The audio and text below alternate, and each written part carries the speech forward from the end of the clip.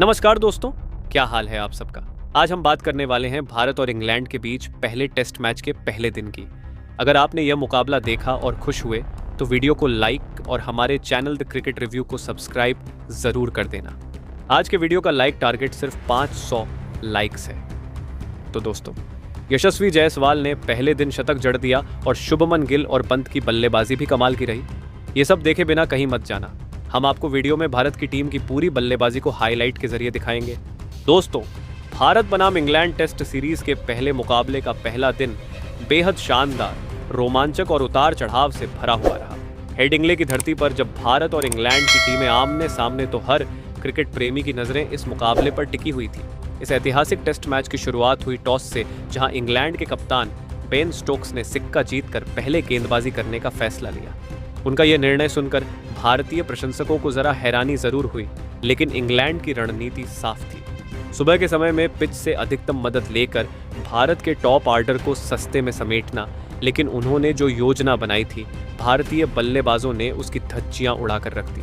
पारी की शुरुआत करने मैदान में उतरे भारत के यशस्वी जायसवाल और केएल राहुल, दोनों ही बल्लेबाजों के चेहरे पर आत्मविश्वास और संयम का मिश्रण झलक रहा था। शुरुआत के कुछ ओवरों में दोनों ने अपनी आंखें जमाई, गेंदबाजों को पढ़ा और फिर धीरे धीरे रन बनाना शुरू किया। इंग्लैंड के गेंदबाजों ने कोशिश की कि किसी तरह भारतीय ओपनर्स को दबाव में लाया जाए, लेकिन जायसवाल और राहुल ने एक सदी हुई रणनीति अपनाते हुए धीरे धीरे रन बटोरना शुरू किया। 10वें ओवर के बाद से ही यह साफ होने लगा कि भारत की बल्लेबाजी लाइनअप आज के दिन पूरी तैयारी के साथ मैदान पर उतरी है। कप्तान बेन स्टोक्स के माथे पर चिंता की लकीरें उभरने लगी थीं। केएल राहुल जहां एक छोर से टिके हुए समझदारी से रन बनाते रहे, वहीं जायसवाल ने अपने आक्रामक तेवरों को थोड़ी देर के लिए काबू में रखा और शांत चित्त बल्लेबाजी की। जब तक पहला सत्र समाप्त होने को आया, भारत ने बिना विकेट खोए स्कोर को निरंतर आगे बढ़ाया, लेकिन जैसे ही लंच से पहले के अंतिम 5 ओवर बचे थे, तभी भारत को बड़ा झटका लग गया। 25वें ओवर की 5वीं गेंद पर केएल राहुल ने एक जोखिम भरा शॉट खेलने का प्रयास किया और गेंद उनके बल्ले का बाहरी किनारा लेकर सीधा स्लिप में खड़े जो रूट के हाथों में जा पहुंची। राहुल इस समय 42 रन बनाकर खेल रहे थे। इस महत्वपूर्ण विकेट के साथ इंग्लैंड को पहली सफलता मिली। अब भारत का स्कोर हो चुका था 91 रन पर 1 विकेट, लेकिन मुश्किलें यहीं खत्म नहीं हुई। राहुल के आउट होने के ठीक बाद डेब्यू कर रहे साई सुदर्शन मैदान में उतरे। उनसे उम्मीदें बहुत थीं, लेकिन लंच से ठीक पहले 25वें ओवर की चौथी गेंद पर उन्होंने एक गैर जिम्मेदाराना शॉट खेला और गेंद सीधा विकेटकीपर जेमी स्मिथ के दस्तानों में जा समाई। साई सुदर्शन बिना खाता खोले ही पवेलियन लौट गए। इस तरह भारत ने 91 रन के स्कोर पर 2 विकेट गंवा दिए थे। लंच ब्रेक के समय भारतीय खेमे में थोड़ी निराशा थी, क्योंकि एक समय टीम बिना किसी नुकसान के अच्छा खेल रही थी, लेकिन अचानक 2 विकेट गिरने से संतुलन बिगड़ गया। फिर भी क्रीज पर यशस्वी जायसवाल टिके हुए थे, जिन्होंने संयम और शानदार तकनीक के साथ बल्लेबाजी करते हुए अपना अर्धशतक पूरा कर लिया था। लंच के बाद मैदान में आए कप्तान शुभमन गिल। अब टीम इंडिया की उम्मीदें जायसवाल और गिल की जोड़ी पर टिकी थी। दोनों बल्लेबाजों ने शुरुआत में थोड़ा सतर्क खेल दिखाया, लेकिन फिर उन्होंने रण गति को बढ़ाने का निर्णय लिया। 27वें ओवर में जब ब्राइडन कार्स गेंदबाजी करने आए, तब जायसवाल ने इस ओवर में 15 रन बटोरकर बता दिया कि वे रुकने वाले नहीं हैं। भारत ने स्कोर को 100 रन के पार पहुंचाया और जायसवाल व गिल ने मिलकर 50 रन की साझेदारी भी पूरी करी। अब दर्शकों की उम्मीदें और रोमांच दोनों बढ़ते जा रहे थे। दोनों बल्लेबाजों ने एक ऐसा तालमेल दिखाया जिसने इंग्लैंड के गेंदबाजों की कमर तोड़ दी। धीरे धीरे रन की गति तेज होती जा रही थी और कप्तान बेन स्टोक्स, हर गेंदबाज को आजमा चुके ब्राइडन कार्स, शोएब वजीर, स्टोक्स खुद सब ने कोशिशें की, लेकिन सफलता उनसे दूर ही रही। भारत का स्कोर अब लगातार बढ़ता जा रहा था और इस जोड़ी ने शतकीय साझेदारी पूरी कर डाली। हैरानी की बात यह रही कि इस साझेदारी के लिए दोनों ने मात्र 121 गेंदें खेली और फिर आया वो पल जिसका हर भारतीय क्रिकेट फैन को इंतजार था, यशस्वी जायसवाल का शतक। उन्होंने मात्र 144 गेंदों में अपना सैकड़ा पूरा किया, जिसमें 1 छक्का और 16 शानदार चौके शामिल थे।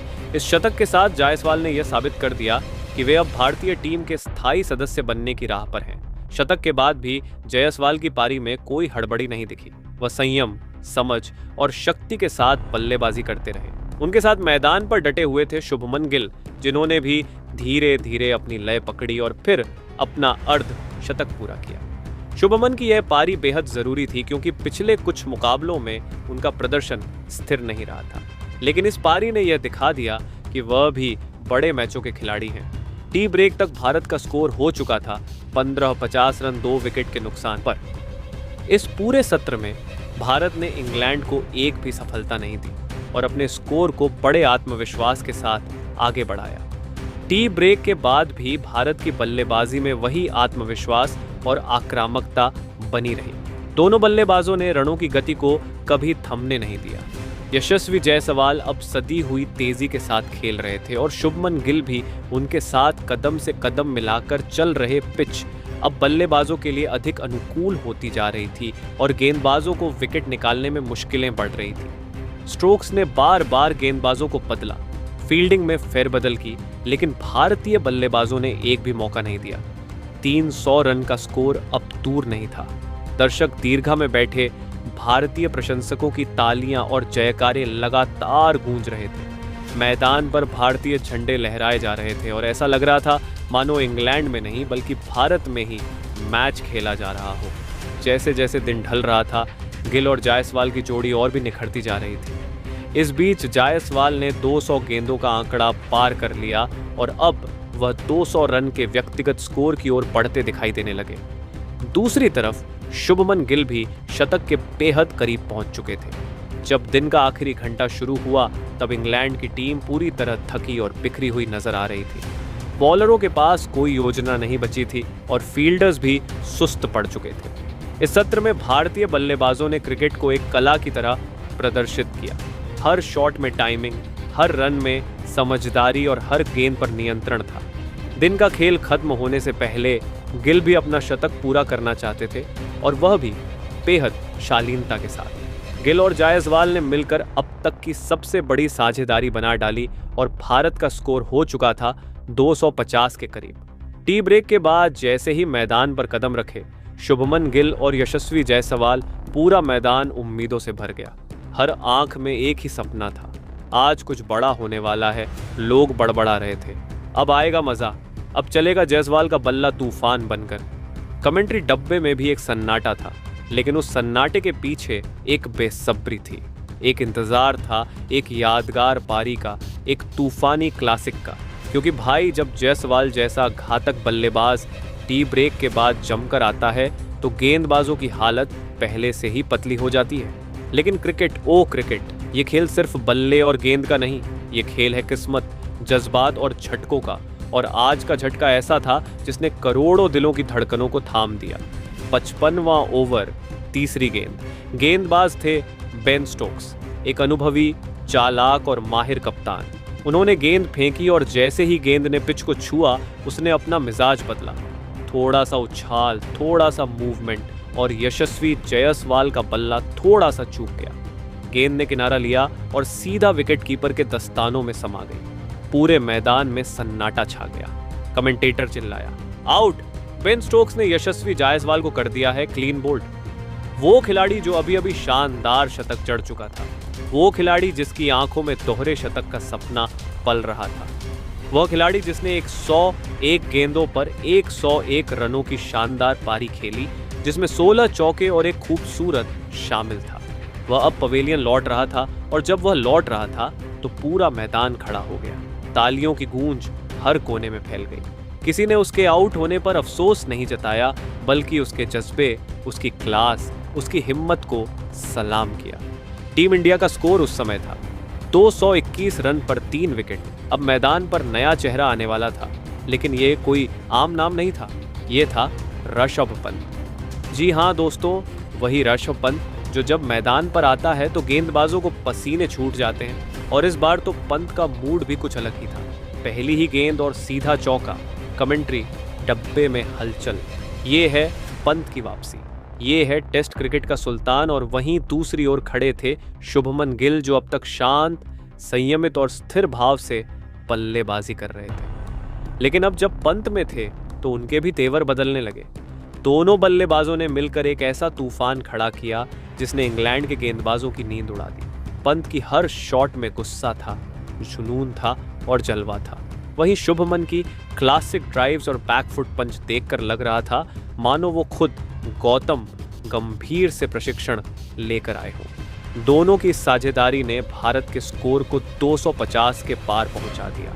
एक एक रन जोड़कर एक एक गेंद को चीरते हुए उन्होंने टेस्ट क्रिकेट को एक रोमांचक अवतार दे दिया। अब बात सिर्फ रन की नहीं थी, बात थी दबदबे की। भारत अब इंग्लैंड को सिर्फ पछाड़ नहीं रहा था, बल्कि पूरी तरह से कुचलने की तैयारी कर चुका था। पिच पर रविंद्र जडेजा और करुण नायर जैसे खिलाड़ी अभी बाकी थे, यानी भारत के पास अभी भी गहराई थी, अभी भी दम था और सबसे बड़ी बात इरादा था। ऋषभ पंत ने अपने पुराने अंदाज में एक के बाद एक खूबसूरत चौके लगाए, कभी कवर्स में, कभी मिड विकेट की ओर। हर बाउंड्री के साथ स्टेडियम झूम उठा। दूसरी ओर शुभमन गिल, जो अब अपने शतक के करीब पहुंच रहे थे, उन्होंने इंग्लैंड के हर गेंदबाज को एक एक कर निशाना बनाया। खासकर शोएब बशीर की गेंदों पर उन्होंने क्लास का वो प्रदर्शन दिखाया जो आपको लंबे वक्त तक याद रहेगा। ये साझेदारी अब सिर्फ एक जोड़ नहीं थी, ये एक बयान था, टीम इंडिया का बयान। इंग्लैंड को एक संदेश, हम घर में नहीं, तुम्हारे घर में आकर भी तुम्हें धूल चटा सकते हैं। अब सवाल सिर्फ एक था, क्या भारत आज 300 के पार जाएगा? कमेंटेटर, फैंस, दर्शक, सबकी नजरें स्कोर बोर्ड पर थी और जैसे जैसे दिन ढल रहा था, पल्ले से निकली हर आवाज इस दिलों की धड़कनों को तेज कर रही थी। स्टेडियम में बैठे लोग सीट से खड़े हो गए। बाहर टीवी पर मैच देख रहे फैंस अपने काम छोड़कर बस यही सोच रहे थे, क्या आज कुछ ऐतिहासिक होगा और क्यों?